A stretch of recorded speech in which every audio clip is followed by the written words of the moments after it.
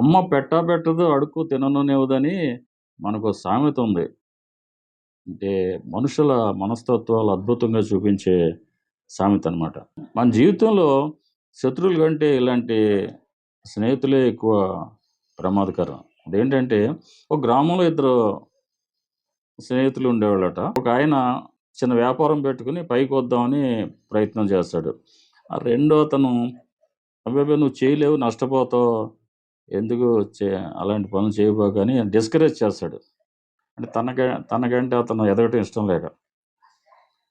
పోనీ ఈ ఫ్రెండ్ వ్యాపారం పెట్టాలనుకున్న ఫ్రెండు ఇతన్నడుగుతాడు, పోనీ నువ్వు చూపించు, ఏదన్నా పని చూపించు, నేను బతకాలి గదా! అని జెప్పంటే, అవి చేయలేవులే నువ్వు, ఎందుకులే నీకని పని చూపించడు. వ్యాపారం చేసుకోనివ్వడు, పని చూపించడు. అందుకే శత్రువుల కంటే ఇలాంటి స్నేహితులే ప్రమాదకరం. వాళ్ళేం చేస్తారంటే, మనకి సహాయం అందకుండా అడ్డుకుంటారు. కొంతమంది పక్క వాళ్ళ ఎదుగుదలని అడ్డుకొని, తాము ఎదగాలని చూస్తారు. ఇతరుల్ని ఎదగనివ్వరు. అందుకే మిమ్మల్ని డిస్కరేజ్ చేసేవాళ్ళని కాకుండా, మిమ్మల్ని ఎంకరేజ్ చేసే స్నేహితుల్ని మీరు నమ్మండి. అంతేనండి.